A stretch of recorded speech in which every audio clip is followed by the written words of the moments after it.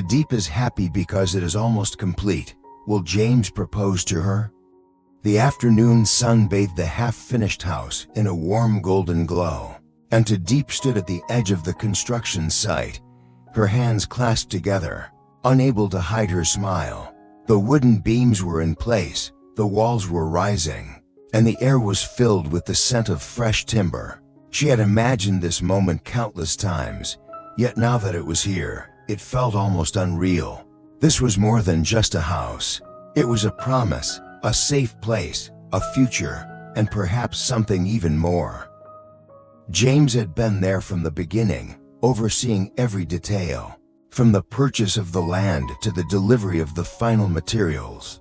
He had a way of making every decision with calm confidence, even when suppliers delayed shipments or the weather turned against them. Diep had watched him work tirelessly, and in those moments, she saw not just a CEO, but a man who cared deeply for her. "Almost done," James said as he walked over, brushing dust from his shirt. His smile was tired, but there was a warmth in his eyes that made her heart flutter. "Yes," she replied softly, glancing at the sturdy frame of the home. "I still can't believe this is real. It's real, Diep, and soon, it will be yours to live in, to fill with memories." Her heart skipped at his words. She wondered if he realized how much they meant to her. For weeks now, she had noticed little changes in him. The way he sometimes lingered when looking at her, the quiet moments when he seemed to be searching for the right words. And though she never asked, a question had started to take root in her mind. When the house was finished, would he take the next step? Would he ask her to stay by his side forever? They walked together through the rooms, stepping over tools and planks of wood. James explained where the kitchen would be, how the bedroom would catch the morning light, and how the small porch would be perfect for sitting in the evenings. As he spoke, she imagined herself there, brewing tea, reading by the window, waiting for him to come home.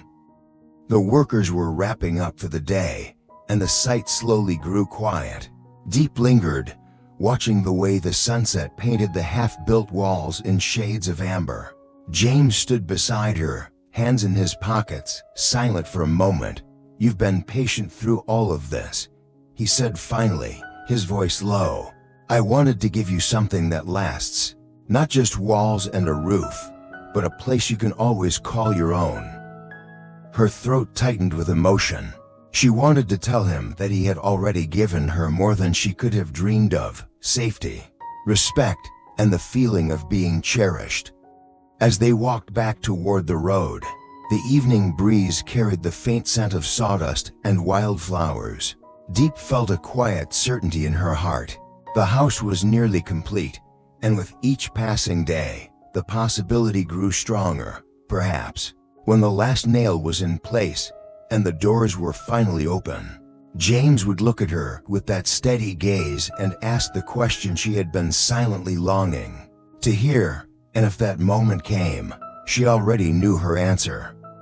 The following week, the house stood proud and complete, its fresh paint glistening under the morning sun. Diep arrived early, her steps light as she crossed the small stone path James had added at the last minute. It led straight to the porch, where a bouquet of white lilies, her favorite, waited in a simple vase. She reached out to touch them, their fragrance soft and pure, when she heard footsteps behind her. James was there, dressed not in his usual work clothes, but in a crisp white shirt, sleeves rolled neatly at the elbows. His smile was calm, yet his eyes carried a weight that made her heartbeat quicken. "You came early," he said gently. "I wanted to see the finished house before anyone else," she replied, turning to look at the bright walls, the polished windows, the little details that made it feel alive. "It's perfect, James." He stepped closer, his hands clasped behind his back. "Diep, building this place wasn't just about giving you a house. Every brick, every beam, it's a piece of what I want our life to be. Strong, steady, built to last." Her breath caught as he reached into his pocket and pulled out a small velvet box. The air between them seemed to still, the distant sound of wind and the trees fading away. "From the day I met you, I saw someone who carried both strength and gentleness. Someone who deserved a life far better than the one the past had given her. I don't just want to stand beside you while you build your dreams, Diep. I want to be part of them." He opened the box to reveal a simple yet elegant ring, the diamond catching the light like a quiet promise. "Lighted Diep," he said, his voice steady. "Will you marry me?" Her eyes blurred with tears, and for a moment she could only nod, her voice lost to the emotion swelling inside her. When she finally spoke, it was a whisper. "Yes, James. 1,000 times yes."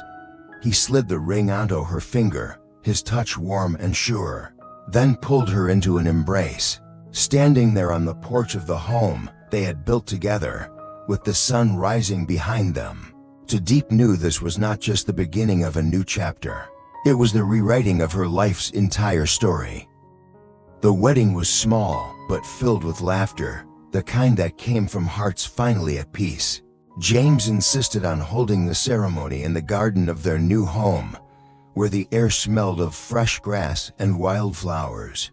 Diep wore a simple ivory dress, her hair gathered softly at the back, and when she walked down the path lined with candles, she saw nothing but James waiting for her, his gaze steady and full of quiet devotion. Life after the vows was not a fairy tale without storms. James still had to manage his company, facing moments when business deals fell apart or competitors tried to undermine him.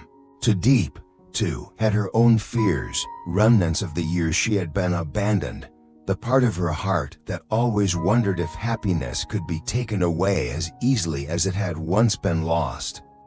But every evening, they returned to the same porch where he had proposed. They shared tea, told each other the small victories of the day, and sometimes simply sat in silence, the comfort of being together saying more than words could. One night, after a particularly difficult day at work, James came home to find the lights in the house dimmed and the table set for two. Diep had cooked his favorite meal, and when he sat down, she reached across the table, her fingers brushing his. "You've given me more than I ever dreamed of, James," she said softly. "This house, this life, but most of all, your heart. I want you to know I'm here, no matter how hard it gets." He looked at her for a long moment, as if committing every detail of her face to memory. "And I promise," he replied, "no matter what happens in business, no matter how the world changes, you'll never have to face anything alone again." Seasons passed, the garden bloomed each spring, and in winter, the porch became their refuge from the cold. With blankets and whispered conversations under the stars, Diep learned that love wasn't just about grand gestures, it was in the steady presence. The way James always reached for her hand, the way he remembered her favorite tea without asking.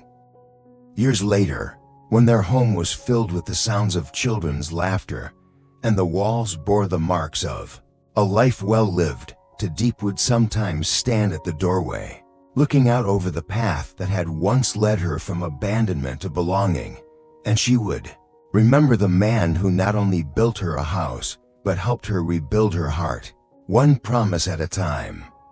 It was a quiet autumn afternoon when the past came knocking, quite literally.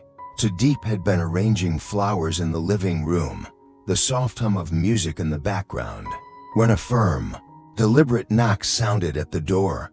She opened it, expecting a neighbor or perhaps a delivery. Instead, she froze. Standing there was a man she thought she'd never see again, her ex-husband, Men. Time had changed him. His hair was shorter, his face more weathered, but his eyes still carried that same sharp, calculating glint. "Diep," he said smoothly, as if greeting an old friend. "It's been a long time." Her fingers tightened on the doorframe. What are you doing here, Men?" "I heard you were doing well." His gaze swept past her, into the warm, carefully kept home she and James had built. Nice house. You must have married well. The bitterness in his tone made her chest tighten. Before she could answer, James's voice came from behind her. Diep, who is it? She stepped aside slightly, and James appeared at the door, his expression shifting the moment he saw the man. And you are? An old acquaintance, Min replied, his smile thin. I just wanted to see how Diep was doing. Maybe talk about unfinished business. James's eyes stayed on him, calm but unyielding. She has no unfinished business with you. Whatever you think you came here for, you can leave it at the door. For a moment, Min's jaw tightened, as though he wanted to push further. But then he smirked. We'll see. With that, he turned and walked away, the sound of his footsteps fading down the stone path. That night, Diep sat on the porch with James, her hands wrapped around a cup of tea. He's not here for a casual visit, she said quietly. Min doesn't show up without a reason. I'm afraid he might try to ruin what we have. James took her hand, his grip firm.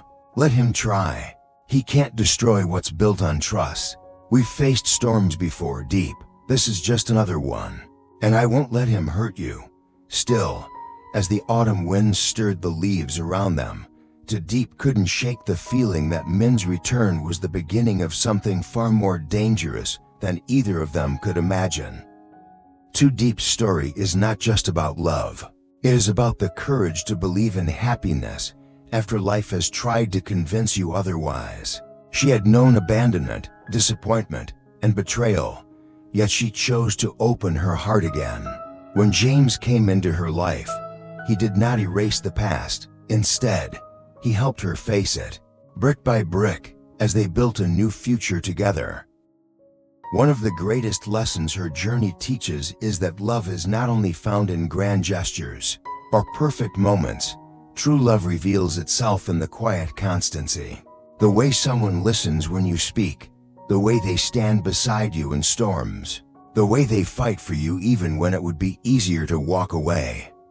Her happiness was not the result of a miracle. It was the result of persistence, trust, and mutual respect. And when the past returned in the form of her ex-husband Min, she learned that the foundation of love is tested not in times of peace, but in moments of threat. The lesson is clear. We cannot control who tries to disrupt our happiness, but we can control how deeply we protect it. Real love does not crumble under pressure. It stands taller, stronger, and more unshakable.